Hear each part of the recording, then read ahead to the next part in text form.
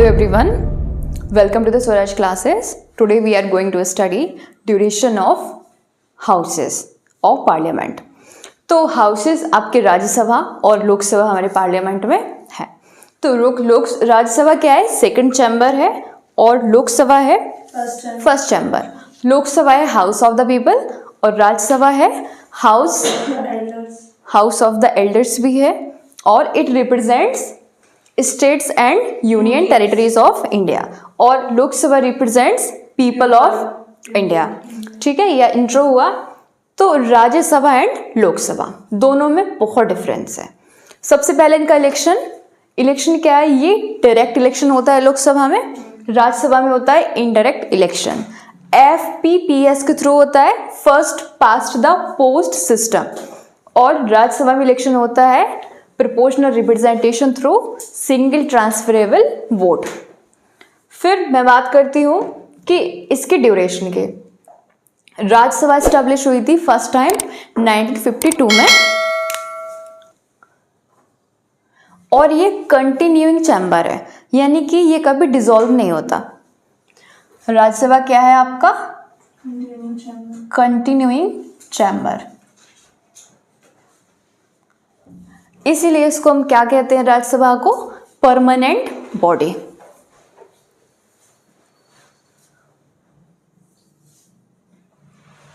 Permanent body क्यों है permanent body? Because it can not be dissolve. Rajya Sabha को हम भंग नहीं कर सकते हैं. It can not be dissolve.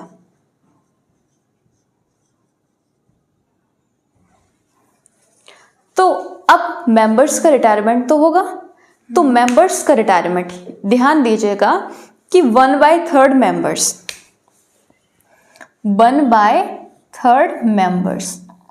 कितने होते हैं राज्यसभा में मेंबर्स? 245. अब उसके जो 1/3 मेंबर्स हैं वो हर 2 साल में, every second year 1/3 members of Rajya Sabha will be retired. ठीक है, तो 1/3 मेंबर्स हैं every second year.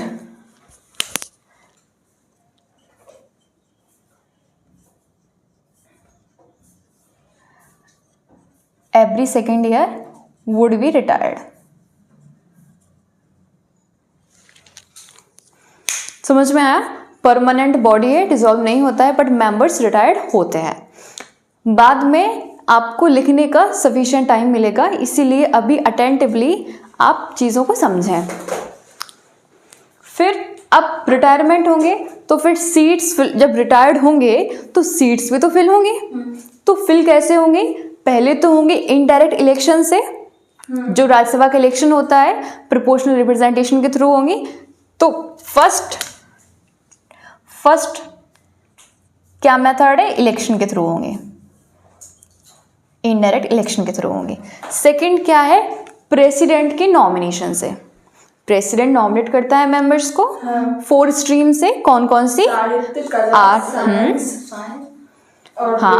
Science, social science, art, literature. तो इन्हीं स्ट्रीम से जो नॉमिनेट होते हैं, इससे ही सीट फिल होती हैं.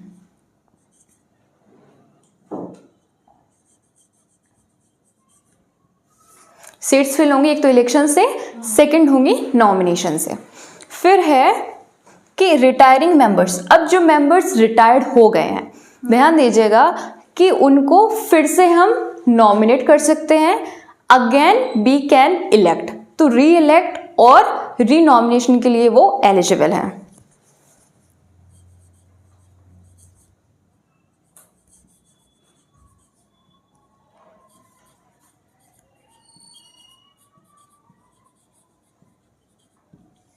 री इलेक्शन और री नॉमिनेशन के लिए एलिजिबल हैं. ओके. फिर नेक्स्ट आता है term of members of Rajya Sabha. तो कॉन्स्टिट्यूशन में ऐसा कोई प्रोविजन नहीं है कि जो लोकसभा के मेंबर्स हैं उनका कोई फिक्स टर्म है. कोई फिक्स टर्म नहीं है। ये किसके लिए छोड़ा है? It left up to parliament. तो पार्लियामेंट ही उसमें लॉ बनाएगी, डिसीजन देगी कि कितना टर्म होना चाहिए। टर्म मतलब टेन्योर, टेन्योर मतलब कार्यकाल। तो राज्यसभा के मेंबर्स का जो टेन्योर है वो कितना होना चाहिए, ये पार्लियामेंट डिसाइड करेगी। तो पार्लियामेंट ने डिसाइड किया, उन्होंने एक एक्ट बनाया, रिप्रेजेंटेशन ऑफ पीपल्स एक्ट 1951।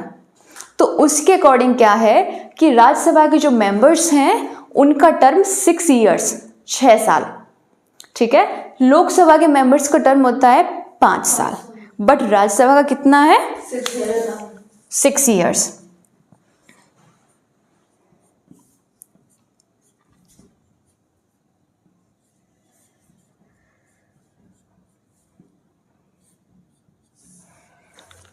तो ये हमारा होता है ड्यूरेशन ऑफ राज्यसभा कंप्लीट। कोई क्वेश्चन, क्वेरी? फिर हम आते हैं लोकसभा के ड्यूरेशन पर। लोकसभा का नॉर्मल टर्म कितना है? 5 ईयर्स। कितना है? 5 ईयर्स। फर्स्ट मीटिंग से लेके अप टू 5 ईयर्स, 5 ईयर्स इसका नॉर्मल टर्म है, ठीक है। लेकिन प्रेसिडेंट को पावर है, और सॉरी एक पॉइंट यहाँ मिस हो गया है, ये कौन सा चैम्बर है? कौन सा चैम्बर है?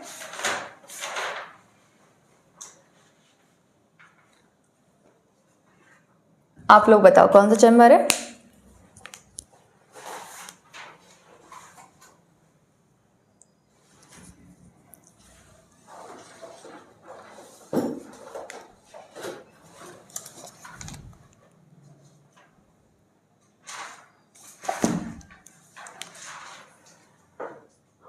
ये कंटिन्यूइंग चैम्बर है राज्यसभा, ठीक है। अब ये तो हर 5 साल में डिसॉल्व होता है, तो इसको हम बोलेंगे नॉन कंटिन्यूइंग। हाँ, नॉन कंटिन्यूइंग है। क्यों है? क्योंकि Lok Sabha can be dissolve at any time by the president before completion of 5 years.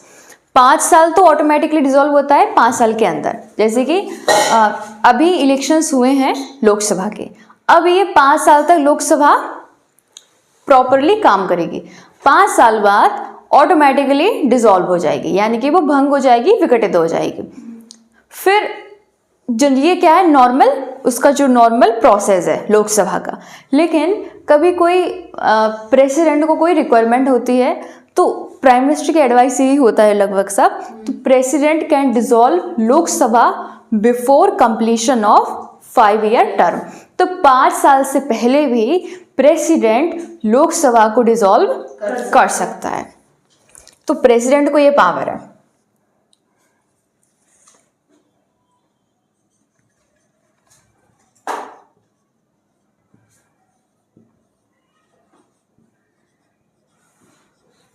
At any time before 5 years. completion of 5 years। और इसको किसी भी कोर्ट में इंक्वायर नहीं किया जाएगा। प्रेसिडेंट ने क्यों लोकसभा डिसॉल्व की है, ये क्या है, किसी भी कोर्ट में इसको इन्वेस्टिगेट और इंक्वायर नहीं किया जाएगा।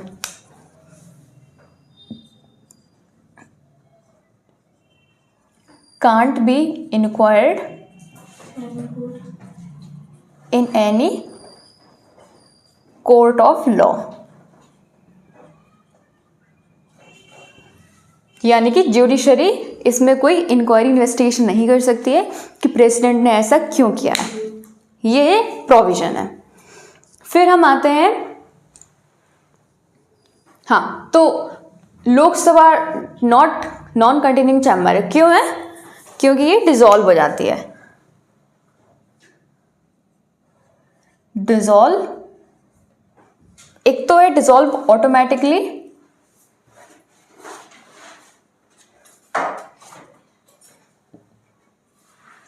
After 5 years.